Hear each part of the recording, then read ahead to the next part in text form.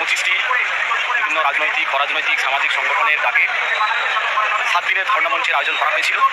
ধর্ণামঞ্চের মূল দাবি ছিল যে ওয়াকফ সংশোধনী আইন 2025 প্রত্যাহার করতে হবে, এসআইআর এর নামে যে নাগরিক হয়রানি তা বন্ধ করতে হবে। দেশটা আমাদের সবার, আমরা ভোট দিয়ে মমতা ব্যানার্জিকে 5 বছরের জন্য মুখ্যমন্ত্রী সিটে বসিয়েছি, পরিচালনার দায়িত্ব দিয়েছি। এর বাইরে বাংলা সম্প্রীতিকে ধরে রাখতে হবে।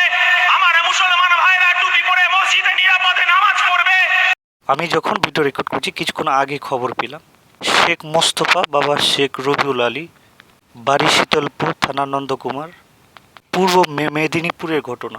উড়িষ্যাতে শ্রমিকের কাজ করতেন, বরগরপুর স্টেশনে বন্দুকের সারতে গেছেন, বাংলা কথা বলে দেখে হিন্দুত্ববাদী সংগঠনের 4 জন যুবক তাদেরকে মেরে রক্তাক্ত করেছে। পশ্চিমবাংলায় প্রায় 20টি সংগঠন, আইএসএফ, ওয়েলফেয়ার পার্টি সহ অসংখ্য রাজনৈতিক অরাজনৈতিক সংগঠন মিলিয়ে ওয়াকফ বোর্ডের বিরুদ্ধে যেই আন্দোলন করেছেন, এসআইআর নামে বাঙালি শ্রমিকদের উপর যে নির্যাতন, অর্থাৎ সামগ্রিকভাবে কেন্দ্রীয় সরকারের যে জনবিরোধী নীতির বিরুদ্ধে ইনারা আন্দোলন সংগ্রাম করছিলেন।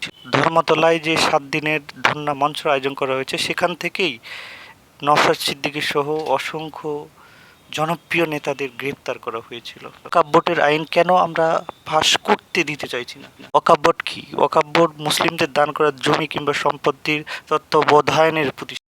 এই সম্পত্তি আল্লাহর নামে দান করা গরিব, ইতিম আর মাদ্রাসা ছাত্র কিংবা সমাজের কল্যাণে ব্যবহৃত হইত। দুঃখের বিষয় হলো এই সম্পত্তি রাজনৈতিক নিয়ন্ত্রণ নেওয়ার চেষ্টা করা হচ্ছে।